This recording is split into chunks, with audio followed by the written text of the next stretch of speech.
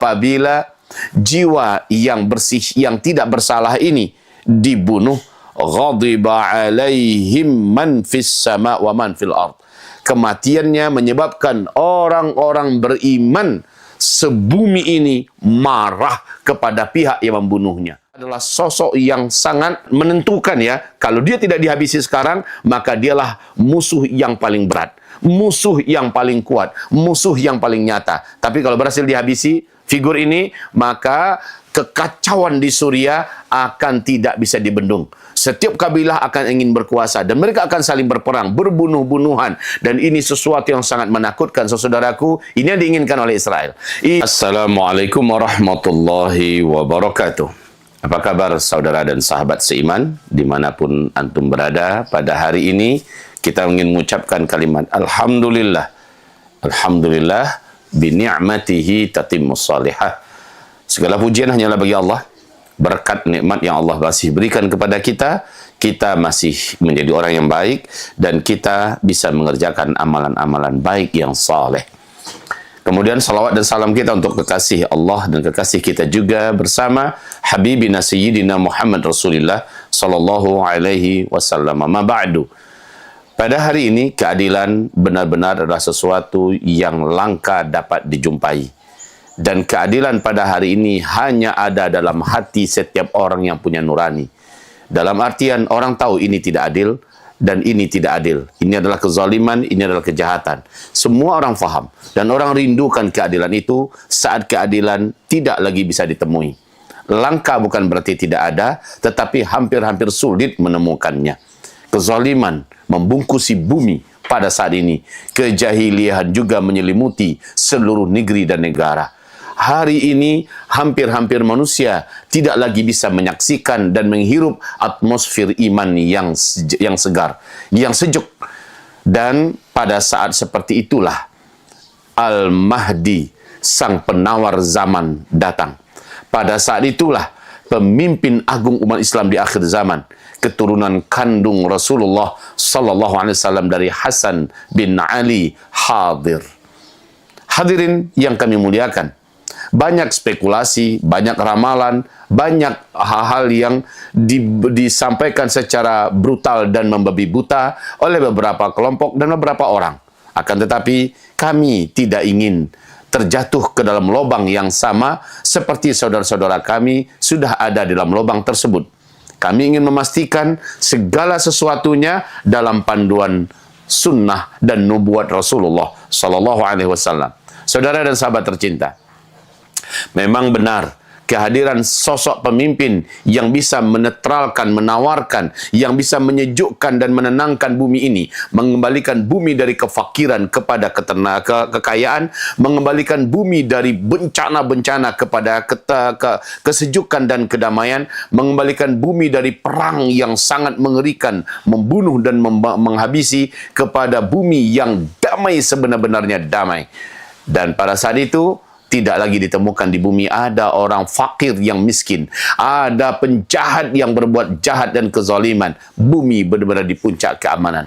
Sosok Al-Mahdi ini, saudaraku, ada syaratnya. Syarat yang tidak dapat disembunyikan, syarat yang harus terjadi dan itu belum terjadi saat ini, dan kita tidak tahu tepatnya hari apa, tanggal apa, bulan apa, atau tahun berapa akan terjadinya kejadian ini. Tapi dia hak, dia wajib terjadi. Mari kita dengarkan berikut ini hadis dengan sanad yang sahih. Dari Mujahid, dia berkata, Fulan, salah seorang dari kalangan sahabat, menceritakan kepadaku, Annal Mahdiyya la yakhruj. Sesungguhnya Imam Al-Mahdi itu tidak akan keluar hatta tuqtalan nafsuz zakiyah, sampai terlebih dahulu dibunuh seorang jiwa yang tidak bersalah, jiwa yang bersih dari kesalahan yang dituduhkan kepadanya. Sama dengan surat Al-Kahfi di ayat 74, coba perhatikan firman Allah Subhanahu wa taala saat Nabi Musa mengingkari perbuatan Nabi Khidir yang membunuh seorang ghulam. Lalu apa kata Nabi Musa? aqatalta nafsan zakiyatan bighairi nafs? Apakah engkau membunuh nafsan zakiyah, seorang jiwa yang tidak bersalah, seorang manusia yang tidak berbuat dosa seperti yang seharusnya? Karena orang baru boleh dibunuh kalau dia sudah membunuh. Ada dosa yang jelas yang dibuatnya. Aqatalta nafsan zakiyah. Kalimat nafsan zakiyah ini ada dalam surah Al-Kahfi di ayat 74. Dan di dalam hadis ini juga Rasulullah mengatakan, Annal mahdiyah la yakhruj hatta yuqtalan nafsu zakiyah. Sesungguhnya Imam Mahdi tidak akan pernah atau tidak akan keluar sampai terlebih dahulu dibunuhnya an-nafsu zakiyah. Nafsu zakiyah ini bukan nama orang. Dia adalah sifat daripada orang itu. Yakni orang ini tidak melakukan pembunuhan. Orang ini tidak melakukan kejahatan seperti yang difitnahkan kepadanya. Dan dunia tahu itu. Dan dunia menyaksikannya. Terbunuhnya laki-laki yang memiliki jiwa yang bersih ini, dalam artian yang tidak bersalah ini, apabila jiwa yang bersih, yang tidak bersalah ini dibunuh, ghadiba alaihim man fis sama wa man fil ard. Kematiannya menyebabkan orang-orang beriman sebumi ini marah kepada pihak yang membunuhnya. Marah yang sangat. Waman fil awaman fis sama. Dan juga membuat kemarahan seluruh malaikat yang ada di langit. Malaikat yang ada di langit gempar, goncang. Dan orang-orang beriman di bumi marah kepada mereka, kepada pihak yang membunuh. Dari hadis ini kita melihat dan merasakan bahwa laki-laki ini adalah orang yang kehadirannya benar-benar menjadi sebuah harapan. Kehadirannya benar-benar mencerahkan. Kehadirannya benar-benar mampu memberikan ibarat lentera-lentera yang menerangi dalam kegelapan. Siapakah beliau? Kita tidak tahu pasti. Kita tidak dapat memastikan dan tidak boleh mengatakan itu pasti. Tapi sebagai orang yang dipandu dalam hadis, boleh-boleh saja, sah-sah saja kita mendata beberapa orang yang mungkin di antara orang yang memenuhi syarat ini. Siapakah kira-kira? Banyak orang yang bisa kita masukkan. Apakah dia bisa mungkin Zakir Naik? Apakah dia mungkin bisa saja Erdogan? Bisa saja dia Raja Salman? Bisa saja dia siapa saja bisa.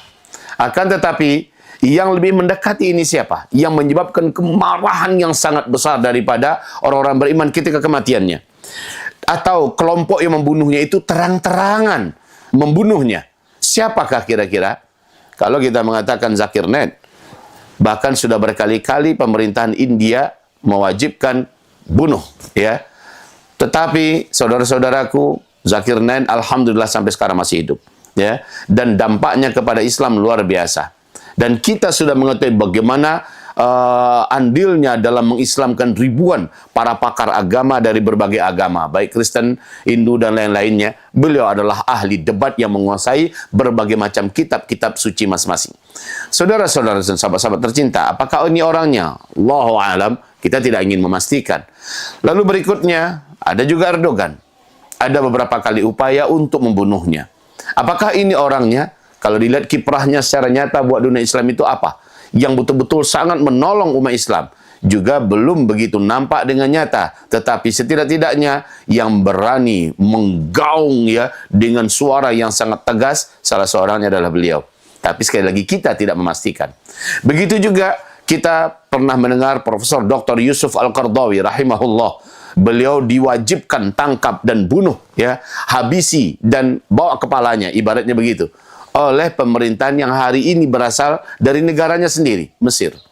Yakni Profesor Dr. Yusuf Al-Qaradawi qadarullah telah meninggal dunia dalam keadaan baik-baik saja, bukan karena dibunuh, karena usia yang sudah sangat tua dan dalam keadaan kondisi yang sakit. Beliau sudah wafat. Lalu siapa lagi? Sekarang yang terbaru, dan ini benar-benar dilakukan secara vulgar, terang-terangan, dan sosok ini ternyata mampu mempersatukan kabilah-kabilah yang selama ini bertikai, kabilah-kabilah yang sulit disatukan, dan mereka punya senjata. Dan sesungguhnya rakyat pun sangat bersuka cita dengan kehadirannya.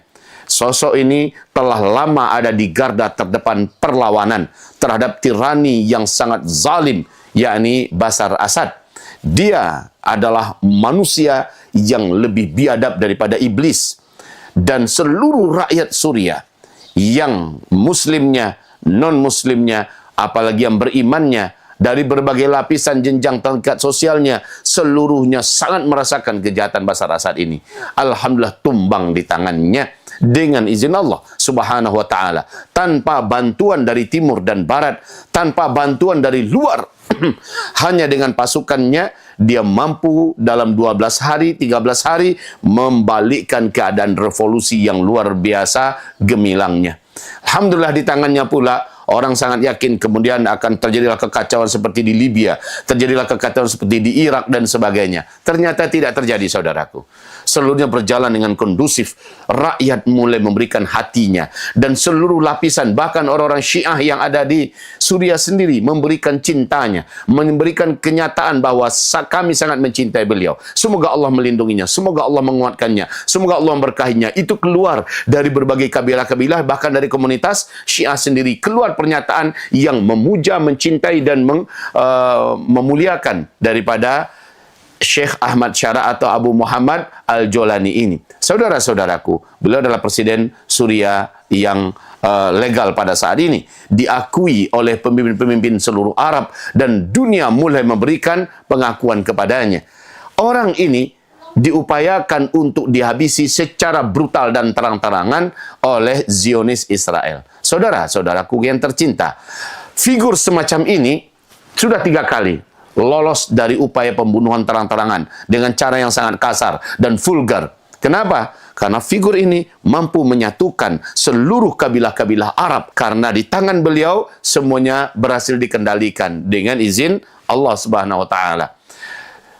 Kehadiran beliau tentu saja seperti yang dikatakan oleh intelijen Israel dan juga oleh kekuatan Mossad sendiri. Mereka berkata, kami tidak percaya apapun yang dilakukan oleh orang ini, maksudnya Presiden Suriah baru ini, Ahmad Syara, kami tidak percaya apapun yang dilakukannya, pasti pada akhirnya dia akan membantu saudaranya yang ada di Gaza, di Palestina.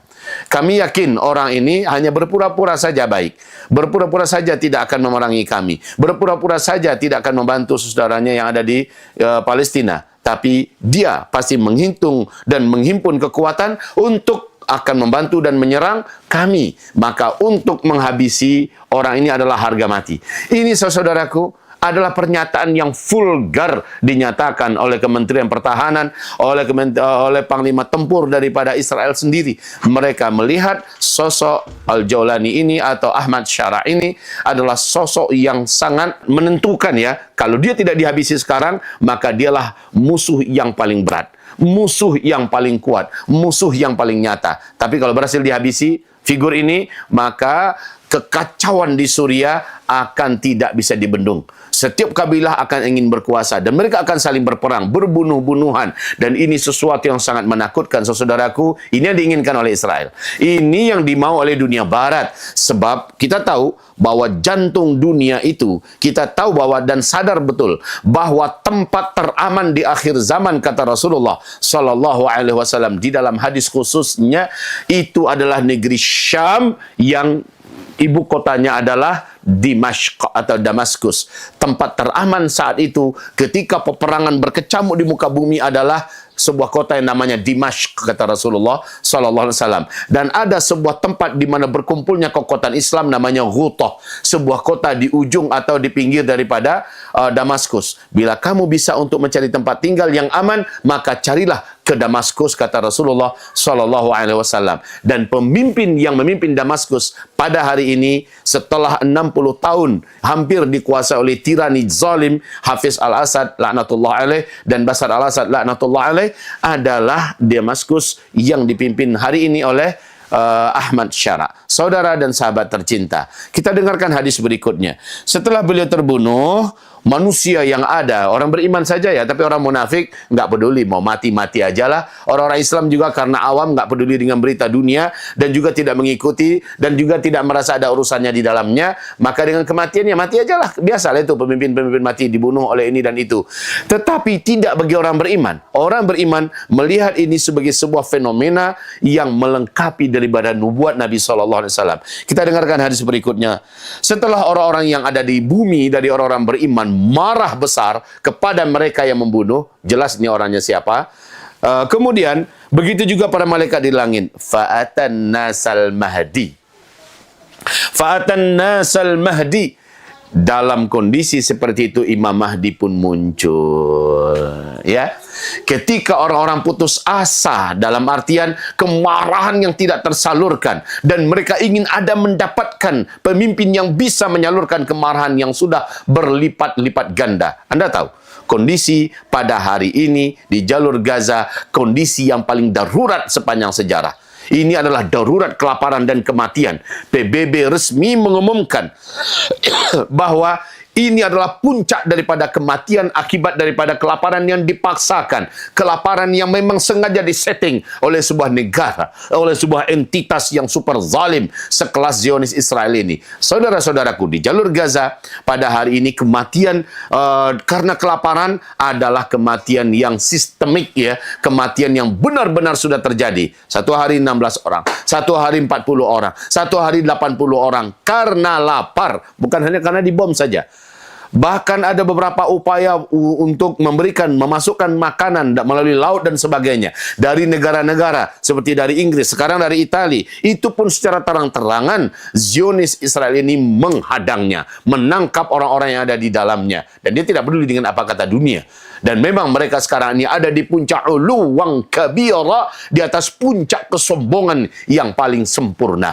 Saudara dan sahabatku yang tercinta, datanglah kepada manusia di tengah-tengah kondisi seperti ini Al-Mahdiyah, Al-Mahdiyu. Jadi Imam Mahdi datang, fazaffuhu kama nuzifal urus, maka mereka pun manusia-manusia yang ada di sekitar Makkah, yang ada di dalam Masjidil Haram, segera menyambutnya dan mendandannya dan melakukannya seperti seorang pengantin diperlakukan, diberikan pakaian perang, diberikan penghormatan pemuliaan, ya, diusung bersama-sama.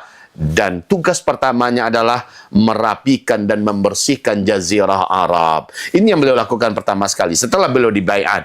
Dan penguasa-penguasa fasik, penguasa-penguasa zalim di seluruh Jazirah Arab diganti oleh beliau dengan orang-orang beriman yang cerdas, orang-orang beriman yang tegas, yang berani, orang-orang beriman yang bijaksana dan lembut, orang-orang beriman yang berilmu. Mereka lah yang duduk di tampuk-tampuk kekuasaan di seluruh Jazirah Arab. Itu menandakan apa? Menandakan kekuasaan yang ada pada hari ini di Jazirah Arab adalah penguasa-penguasa yang fasik, penguasa-penguasa yang ditimpa oleh penyakit wahan, ya, cinta dunia, takut untuk menghadapi kematian.